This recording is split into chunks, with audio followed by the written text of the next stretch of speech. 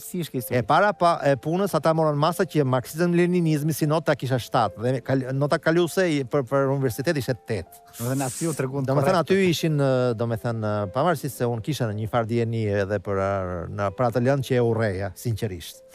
Por e lidh gjithë me komunizmin, e lidh gjithçka me komunizmin. Absolutisht. Nuk e lidh me transmetimin personal në mënyrë banale dhe të rëndomt të orientimit. Ti e lidh me filozofi. E keqja ka lindur atje. Edhe e keqja erdhi bumerang neve, po ne ishim mish për top. Ne u përdorëm, neve ishim të sakrifikuar, sepse nuk besoj që KGB-ja ruse nuk dinte që çfarë ndodhte me neve në Shqipëri. Por me që Shqipëria ishte edhe kundër Amerikës, e thoshte është okay për neve. Vizi gishti fare për qytetarët. Absolutisht. Edhe ti dhe Moskën fajsoni farë mënyre. Absolutisht. Që ndodhi me nënën. Absolutisht. Absolutisht. Atë regjim komunist, si të gjithë komunistë, unë nuk jo neps dot. E ta them me gjën sa më të hapur. Atë të universitetit si e realizove, si e arriti universiteti apo e bëre mbas 90-s pastaj universitetit? Mbas 90-s. Atëherë pastaj në 87-ën pastaj lirohet nëna. Po, u bë Si vjen kjo amnisti tani? Ishte një amnisti, në fakt kishte 2 amnisti. Në amnistinë e parë nuk e preku maman dhe ajo u godit shumë nga ana shpirtërore, domethënë, edhe pastaj nga një amnisti tjetër përfitoi dhe nga 14 vjet që u dënua, domethënë bëri 11 vjet e gjysmë. Domethënë 3 vjet e gjysmë i fitoi. Dhe bëri përsëri kërkesë për të ikur në Bashkimin Sovjetik me mua dhe me vllan. Me që vllai ka lindur në Moskë, kështu e domethënë logjika na bëri të mendojmë, lejuan fjalë në 87. Kur doli ajo direkt. Po. E lejuan vetëm vllan dhe maman. Që ti iki. Po. Që në 87-ën. 87-ën. E lejuan direkt, Ramizalia e lejoi domethënë. E lejoi Ramizalia dhe na çoi neve në internim. Ramizalia. Në 87-ën. 89-ën u firmos, por nga 87-a filluan ta ndiqnin kalecat prap. Domethënë, është një gjë që unë vjen zor ta tregoj se robët fillojnë mendojnë që me paranoj robi. Kështu që vjen zor. Po kanë qenë, domethënë kanë pasur një shok dhe me ato nuk e disha që po na ndiqnin fillimisht. Ata kishin vartur te shtëpia e shokut, i kishin thënë që djali jot shoqërohet me armikun e popullit. Po i gjori ai. Edhe po shqyr ai jati vet ishte punëtor krau, domethënë nuk kishte frikë ai dhe i tha që nuk e di me për kë flisni ju, po ai djalë është shumë për smarrje ndaj këtij. E tha neve ju paralajmëruam. Kur më thot ai mua, unë në fillim u shokova. Në fillim u shokova sepse isha 21 vjeç. Edhe po të ndjekin nga mbrapa burra të rritur nga ditën e natën, domethënë. Argjoni lek aty, argjoni do të thënë energji për. Unë hypja në autobusin e Unazës, aroja e kalecave 3 herë rreth rrotut, sepse unë tallasha një çik pastaj, fillova të merja kura ajo, ose ikse me vrap të 21-shi të shpin Tiranë ndërkohë. Po. Kur shkëputesha nga ata, kisha bishtin, babai mi binte kalecat e vet, domethënë. Po babai, si që ky takimin 87-ën babai me nënën. Kanë qenë. Domethënë babai gjithmonë ai ishte një njeri i rrallë, një njeri që ka sakrifikuar gjithë jetën për neve, domethënë ka qenë dhe baba dhe nën për neve, na lante, na shplante, na gatuante, ishte një qendresë jashtëzakonshme që i kanë bërë presion nga të gjitha mënyrat që ta ndante, se ndaj kur ajo tha la vendin për neve. Ndoshta një nga të vetmit, nuk di shumë familje që i mbajtën gratë të pandara dhe formalisht paktën. E kuptoj. Që edhe mbajti domethënë gruan dhe neve vazhdimisht nuk e ndau asnjëherë. Edhe për më tepër se babai ka qenë e donte shumë edhe kur shkonte jashtë shtetit domethënë kur kishte mundësinë atë kohë binte nga Greqia, nga Italia, kështu gjëra të bukura, rroba, që dini si kanë qenë puna e rrobave në kohën e atëherë. Në fakt ai ja kishte ruitur gjithë garderobën nënës, më bën përshtypje kjo, asgjë nuk domethënë ja ka ruitur gjithë vitet që ajo ishte. E ka mbajtur, biles mamaja ka qortuar, si thonë, pse nuk e kishite që të jetonit në çik më mirë të paktën është të fitonit lek, në asnjë mënyrë, por ne ishim të gjithë unanim, ishim të gjithë solidar që nuk duhet të prekim gjërat e mamas. Dhe për 13 vjet, domethënë që ishin në rreshet, domethënë më falni 11 vjet e gjysmë, neve nuk kemi shitur asnjë gjë, domethënë asnjë bluzë, asnjë gjë. Edhe moli nuk i hante se babai merrte kështu naftalini, bënte në qeske dhe i varshim që mos i na hante moli. Vetëm se pastaj kputucët u bën demode dhe nuk i veshi dot mamaja. Nësa bluzat ato pastaj i përdori, domethënë. Po kur në 90-ën pastaj erdhi fundi i regjimit, në thënjishin kur erdhi që e vendose dhe ti që do iknit në Rusi. Jo, po neve ishim na quan në internim nga rresheni në Perlat Epër, na quan më keq akoma në 89-ën. 89-ën internon akoma? Po. Ishim ndoshta familja e fundit në Shqipëri që mori dënim internimi. Do me thënë, na quan. Kush ju prindishte më? Ka emër mbi emër ai që ju qep familjes tënde, ke zbuluar apo? Ka qenë sistemi aty, nuk është një person i vetëm aty, ka qenë Ministria e Brendshme. Unë kam atë urdhrin që na internuan, thoshte për baban që i tregon që jeta jashtë shteti është e bukur, këtu është e keqe. Këto gjëra naive, domethënë që kanë qenë. Na quan për la tepër dhe nuk na jepnin as punë, biles donin na fusin në minier, ishte koha kur hollën erdh Gondautin. Ai ishte në Kurbnesh, ne ishim afër aty në Pelatepër, është çika aty. Perioda më e errët e regjimit. Po, edhe ne i thoshim që nëse donin me na vrar, na vrisin si përfaqen, s'keni nevojë na sepultoni së gjallë. Në 91-shin, 90-ën. Ikëm. Jo, në 90-ën ikët? Ikëm në 90-ën. Sa 90-ën? Në 4 tetor të 90-s. Me pasaportë. Morët pasaporta? Morën pasaportën, shkuan në ambasadën Çeke, se ajo përfaqësonte në Rusin. Ne akoma s'kishim marrëdhënie diplomatike me Rusin? Nuk kishim akoma. Po na priti vetë ambasadori, na priti shumë mirë, edhe unë për herë parë hypa në ascensor atëherë, edhe më duke më dha dhe birë çeke, mu miku, domethënë nga kënaqësia që do kishte informacion për familjen tuaj, dinte. Po, kishin ata, domethënë kishin udhëzime, sepse në të kohë që ishte Shevardnadze, ish ministri i jashtëm i Bashkimit Sovjetik, si duket u hapën me ardhen e Gorbachevit, ndryshoi gjithçka. U hapën kartat. Aty ata filluan të tundin me fjalë seriozisht edhe regjimin.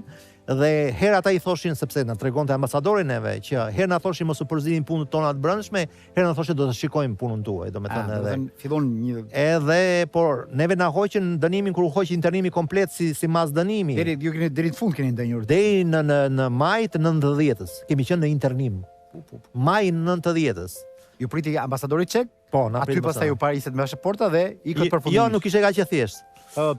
Pati kalvarë aty, po se ishin. Po se ishin filluan në ambasadat. U hapën korrik ambasadat. Unë s'kisha punë me ambasadat. Unë isha me shok të liçeni, më kapi furgoni i stampistave. Po. Më çoi te burgu. Edhe aty pastaj torturën nga më njerëzoret. Domethënë deri gjysmë i vdekur, domethënë më shkulën flokët, kështu domethënë më torturuan isha pet, domethënë kështu pastaj natën diku më hollën në shkurre.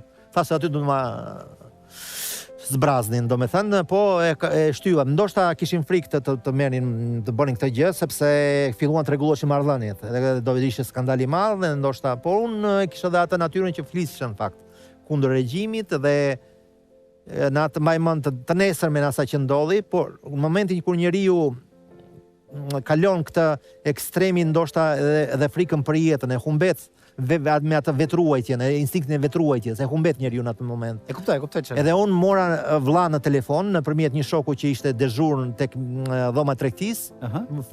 Mora vesh prefiksin e Moskës dhe mora direkt vllai japi telefonin? Telefon e hapi vllai, mama ishte në punë. Edhe i thash që këta janë kriminalë, këta bëjnë kështu, këta bëjnë ashtu e kështu. Aty në telefon dëgjoshin se ta përgjonin telefonat. Shiko që thot armiku popullit për neve, thoshte, domethënë mbyllë gojen. Unë vazhdoja më keq, e dëgjonin, thash unë, tash po na përgjojnë, thoshe unë. Edhe ishte kështu, domethënë. Nëse pastaj morë pasaportën dhe ike në. Po, pastaj prap nuk na mbaroi kalma. Se është për të qeshur, po neve shiten gjithë gjërat e shtëpisë sepse do të blenin biletat. Mamaja, ti dhe babai, sepse. Po. Neve shitem gjithë rrobat e shtëpisë për të blerë 2 bileta për të ikur në Moskë, sepse mamaja donte t'i paguante, nuk na lejonin që t'i paguante mamaja. Neve i prem biletat, shkuam në Rinas me bileta okay me të gjitha. Ne na thot ajo domethënë oficeri i kufirit që juve nuk keni në listën e Ministrisë Punëve të Brendshme. Ktheheni mbrapa. Edhe nuk na lan për të ikur.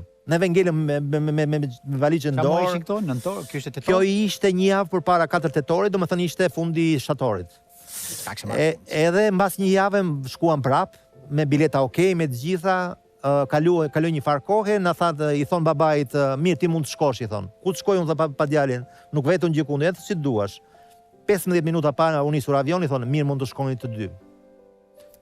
Edhe neve shkojmë, mbajmë atë tapetin e kuq, se kishte tapet kuq te Malevi, te avioni. Ikët te Malevi. Po edhe ishte për nder fobia, domethënë mund të jetë edhe një domethënë ankthi për ndjekjeve, domethënë kështu. Thashë do na zbrazin në një kallash në Kuriz, kështu ishte fobia, domethënë. Po kur hypen në avion? Hypen në avion do thonë do dorëzojnë avionin, thosha. Jo, jo. Mendoja, po. Edhe paranoj, mbase paranoj, por e momentit do me thënë... Jeta që kështë kaluar ti... Pastaj pyesja baban, e kaluam liçenin e shkollës, se babai e dinte se ka fluturuar. E dinte mirë. Mua më mjaftonte që ta dija... Se ke dalë jashtë Shqipërisë. Liçenin e Shkodrës, se e dija që të kalon të andej, i kishte studiuar si... Çfarë tha babai e kaluam? Edhe kur e pam pastaj atë liçenin e Shkodrës, që kaluam, aty tham... Do me thënë, ishte fundi. Si ishte takimi me nënën në Moskë, si ishte? O zot, ishte shumë e rëndë. Dalë në aeroport atje në Moskë? Kishte dalë në aeroport duke na pritur. Më bëri një përshtypje një gjë tjetër negative, bile do thosha. Unë tashti i mallëngjyr, i entuziazmuar në aeroportin e Moskës, roja kufitare ruse aty. Një ushtara, ku diun ç'i ishte. Edhe unë ato fjalë që se nuk disha shumë rusisht sepse u rita pa nënë edhe më ishin futur në memorie, po nuk i flisa mirë rusishten. Dhe me ato që dija, do të thënë i thash falen, gëzojmë që u shoh, andaj këtë se çfarë thash ky, ngry kokën kështu si do të thënë edhe edhe nuk ka gjë fare. Në vend që të përqafonte ti në logjikën tënde, ajo sot njësoj si ushtari gjithmonë. Ngela i zgënjur kështu. Edhe ç'është ky tip i ftohtë thash me veten time edhe nuk zhgënjeva pak, do me thënë, me atë pritje, do me thënë që... A thuj sot një fjali të bukur rusishte, sot ti e njeh mirë rusishte se punon me rusishte. Po që, do me thënë, kështu unë, një fjali rusisht për Shqipëri. Сколько бы я не страдал в Албании, я очень люблю эту страну. Çfarë është kjo? Sado që kam vuajtur në Shqipëri, unë e dua shumë këtë vend. Je i madh. Ja, unë e kam kështu. Edhe kur erdha që takova maman, ishte gjëja më e lumtur e jetës time. Nuk ka të krahasuar me asnjë gjë në botë. Do me thënë,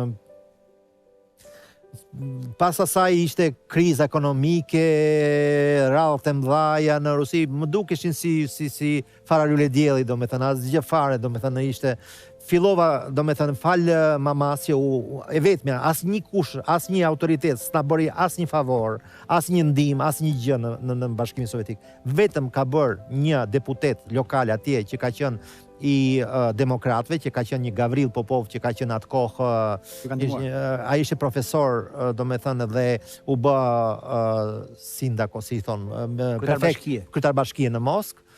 Ai ishte një nga këta demokratët e parë dhe të shquar, do me thënë, në Rusi, që na ndihmoi dhe na organizoi një takim me rektorin e Universitetit të Gjuhëve të Huaja, që kanë pasur pikë dobët gjithmonë. Të falenderoj për këtë bisedë. Kam vetëm një kuriozitet të fundit. Me mënyrën si u sos Shqipëria me nënën tuaj. Çfarë mendon sot nëna jote për Shqipërinë? Mendon si ty? E mendon absolutisht se unë vetëm një gjë ka ndryshe nga unë. Nëse unë kam një dëshirë të pashtershme të vi vazhdimisht në Shqipëri, ajo thotë që unë e dua Shqipërinë, dua shqiptarët, e dua shumë gjithçka që atë, përveç kujtimeve që kam atje që nuk duhet të rikthehem. Edhe atë e ka një çik si edhe unë e respektoj atë ndjenjë që ka ajo, se ka vuajtur një tragjedi të llahtarshme. Falenderoj me zemër që ishte sot me ne. Faleminderit dhe juve. Të uroj suksese, punë të mbarë dhe ishte një galeri emocionuese. Hajde pimi gllën ku i Lajfiza, nuk e di ka arritur Lajfiza deri në Moskë, po shpresoj të do ta bie unë si biznesmen që jam. Gëzuar. Ishte gjithçka dashur miq, me një galeri si kjo emocionuese, kemi kaluar një moment bukur me Mishën, kështu që atij urojmë sukses në karrierën e tij. Juve ju lëm në shoqërinë e të diellës publicitet, shihemi pas pak.